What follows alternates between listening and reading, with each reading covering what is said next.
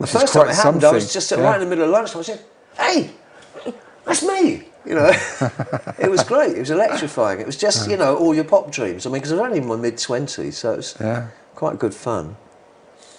And then I felt I'd sort of caught up a bit because Iain invited us down there. We got a warm bottle of Chablis and in an office with some paper cups and that. Every expense spared. Meanwhile, Dexy's Midnight Runners were having this big sort of, you know, leather trousers and champagne glasses party downstairs. And I met the Angelic Upstarts. I met Mency. Yes. It was a nice chat. I met him in the loo and I had a bit of a chat with him. Yeah.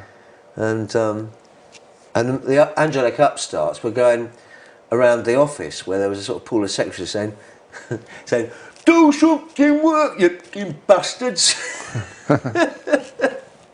And one of them was using EMI's phones to phone up his girlfriend in Newcastle, who he missed. Yeah, I'm sure. And they were all right, but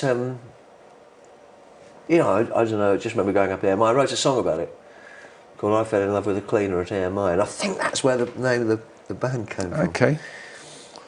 So, Cleaners from Venus. Yeah. And you started to really make records there, didn't you? You made a lot of records with them. Yeah. Well, we made these DIY records. That's right. On cassette. So talk us through this then, how it all worked. Well, I just thought, this is stupid. I'm not selling so many records. We couldn't maybe do it ourselves. Right. But cassettes, and people were making lots of these double burner cassettes, and cassette quality had generally improved round about the early 80s. So I thought, look, we could knock these things out ourselves. We could make, now I have a Porter studio. Of course, the Porter studio here adorned. I thought, in theory, I have the same facilities that the Beatles had when they made Rubber Soul. And if I took great care... That's right, yeah. If I took great care, and Lowell gets a cassette burner, and then we get the cassettes somehow, or do a deal, we could make these and we could sell them. And of course, there was also a burgeoning fanzine scene at the time. And as well as that, Sounds and Melody Maker and NME all ran cassette review columns for about a year or two. And we sent ours up and we got a stunning review in Melody Maker, you know, about a third of a page from Patrick Humphreys, who wrote that very, very good Nick Drake book. A Northern Irish writer, I think. I've never met him. I'd shake his hand because he's a rattling good writer, you know. And he gave us a good review.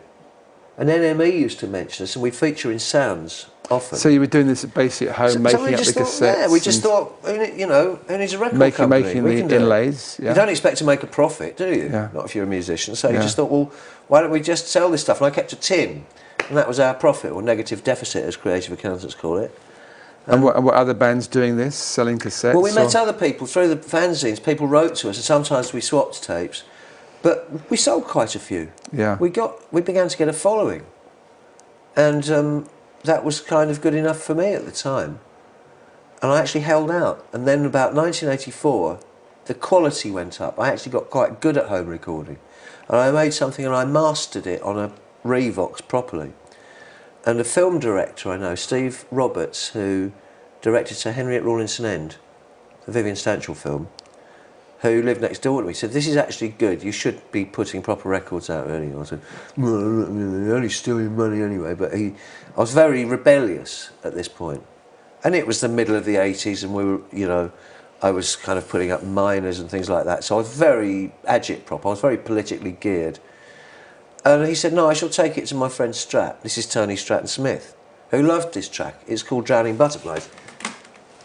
It's on here. It's fine cherry red record.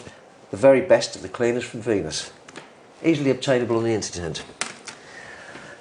And Tony Stratton Smith wanted this, but when he heard the album... he ran Charisma Records. I went to see him. I was summoned to his office at 90 Wardour Street above the Marquee. And I got on with the guy really well. He was one of those rare things in rock and roll. He was a gentleman, you know.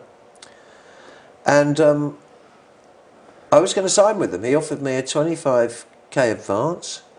And I just thought, this is too much. I said, I could make you a record for $5 grand, then you could give the 20 grand to Ethiopians. He offered you a £25,000 advance in those days? Yeah. And you didn't take it? No. I said, look, this is stupid. I could make you a record for $5 grand. You give me $5 grand, I'll go and make a record.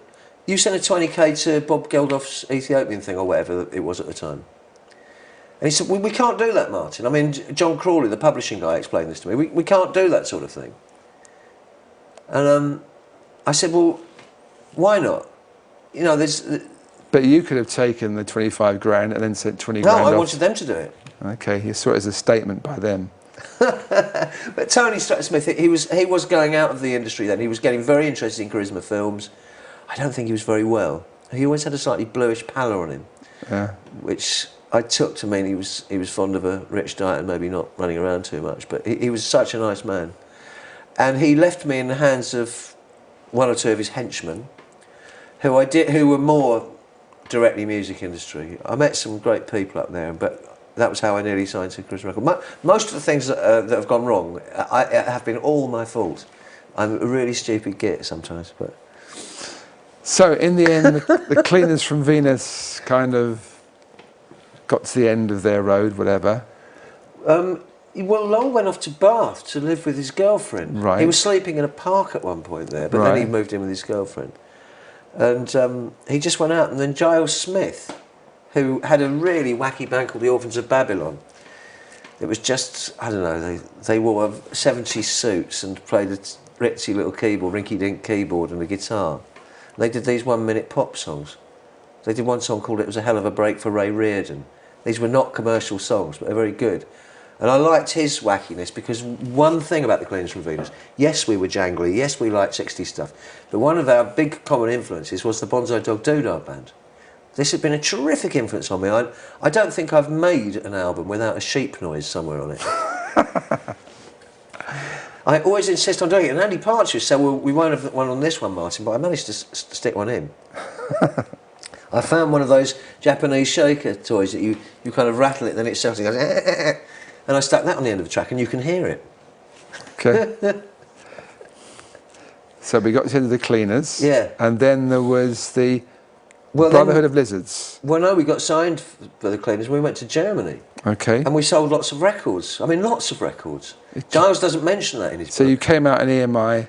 Yeah, Germany. And eventually the Cleaners from Venus got signed after Tony. So just to put it in context, Giles Smith, who was in the band, yeah, wrote a book called Lost in Music. I met Captain Sensible again, whom I had known, and became his lyricist after I stepped into Robin Hitchcock's shoes, basically. Right. Robin got busy with his American career. He was doing quite well then. And I think he didn't particularly get on well with Captain's producer at the time. So I became his lyricist. And at that time, he knew a bloke called Andy McQueen, who became his manager, and who is now head of Notting Hill, of course. Right. And Andy, sort of by default, became my manager. And when he heard some of the Cleaners from Venus stuff, he said, we could make an album here. So he found us Tin Pan Alley Studios in Denmark Street. And thus began an 18-month period of me practically living under the mixing desk. There, made 2 Cleaners from Venus LPs, one of which did, well, 3 Cleaners from Venus LPs, but 2 of them had done quite well in Germany, quite respectably. Very, very good reviews. Right. And I know that Going to England did 10,000, which is why RCA signed us. Right. But we went out there and I did a bit of a Syd Barrett on them, I'm afraid, so...